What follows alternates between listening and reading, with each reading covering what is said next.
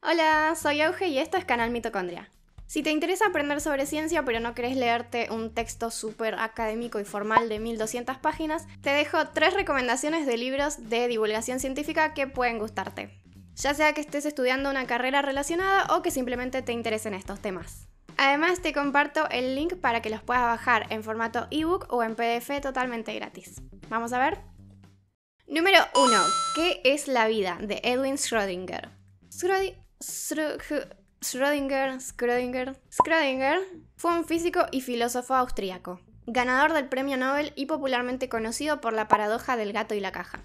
En este libro la cuestión principal es cómo la física y la química pueden explicar el hecho de que haya cosas vivas. En sí, ¿qué es lo que le da vida a las células? ¿Por qué pueden hacer ciertos procesos como si fueran máquinas y hay otras cosas que no pueden hacerlas y por qué esas cosas están vivas y las otras cosas no?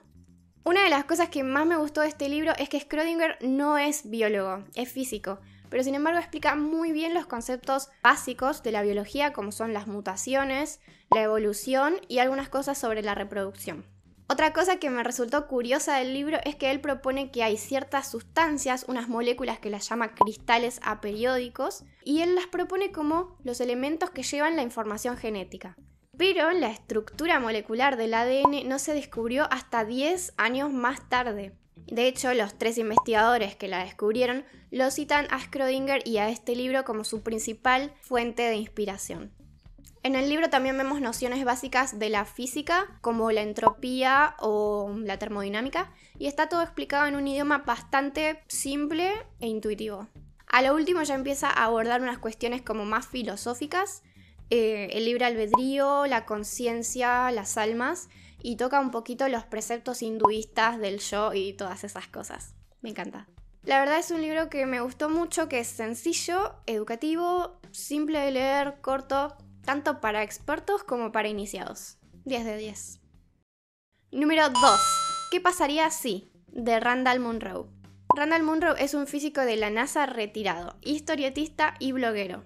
En su blog What If, o sea, ¿qué pasaría si?, la gente le envía preguntas acerca de sucesos hipotéticos relacionados con la física, las matemáticas, la biología o la química, y él las explica tanto con humor como con fundamento. En este libro se recopilan algunas de esas preguntas y respuestas, intercaladas con algunas tiras cómicas suyas que están muy buenas. Algunas que me gustaron bastante son: ¿qué pasaría si de repente a una persona se le desapareciera todo el ADN de su cuerpo? ¿Por qué cuando revolvemos una taza de té se enfría siendo que le estamos agregando energía cinética a la taza? ¿Qué pasaría si todo el volumen de lluvia que cae durante una tormenta cayera únicamente condensado en una sola gota? ¿Cuáles serían las consecuencias de si los humanos, como hacen otras especies, pudiéramos autofecundarnos? Y esta que me generó un poquito de ruido porque ya todos sabemos lo que pasó después, una pregunta que dice: si todas las personas del planeta se mantuvieran en cuarentena por algunas semanas, ¿se erradicaría el resfriado común? Spoiler alert, no se erradicó. Este libro está bueno para aprender curiosidades científicas puntuales y para convertirte en el alma de la fiesta cuando expliques desde qué altura tendrías que tirar un pedazo de carne cruda para que cuando aterrice estuviera cocida. Número 3. El hombre que confundió a su mujer con un sombrero, de Oliver Sacks. Este libro recopila casos de pacientes del neurólogo y divulgador inglés Oliver Sacks. Todos los casos que cuenta constituyen afecciones raras del cerebro. Por ejemplo, la agnosia, un trastorno en el cual el paciente puede ver perfectamente pero no reconoce los objetos. Sacks cuenta que en una ocasión le mostró a un paciente con agnosia un guante y le preguntó qué veía, qué era. El paciente le dijo que parecía ser una bolsa con 5 bolsillos más pequeños, quizás para guardar monedas o algo parecido. El paciente que da nombre al libro literalmente al final de la consulta quiso agarrar la cabeza de su mujer y ponérsela como un sombrero, porque no distinguía una cosa de la otra. Así el neurólogo va pasando por diferentes casos, algunos más comunes como síndrome de Tourette o amnesia retrógrada, y otros más raros, como la mujer que dejó de sentir su propio cuerpo, es decir, perdió el sentido de la propiocepción. La hiperactina habla de ese caso y de la propiocepción en un video que sacó hace poquito que te lo dejo por acá. En otro de los relatos, un paciente dice que después de haber consumido una superdosis de anfetaminas, cocaína y PSP, tenía el olfato tan profundo como el de un perro. Y se pudo comprobar que científicamente era así. No solamente son anécdotas que están muy bien contadas desde la perspectiva literaria, sino que también el neurólogo va explicando cómo funcionan las partes del cerebro, la química cerebral, qué es eso que el paciente perdió o que tiene por exceso. A mí me gustó mucho en particular la carga sentimental que le pone a algunos de los pacientes, sobre todo en los casos de pacientes que pierden la memoria. El autor se va cuestionando si ellos pueden olvidarse de quiénes son, o sea, si esas memorias constituyen la identidad de la persona, del yo. Esas cosas me interesan un montonazo. Además, el autor tiene otros libros que también implican cómo la mente interpreta los estímulos, las memorias y la conciencia. Bonus extra. Relacionado con este libro que les conté recién, empecé a leer este que todavía no lo terminé, pero los voy recomendando porque me está gustando mucho, que se llama Una historia insólita de la neurología, de Sam Keen.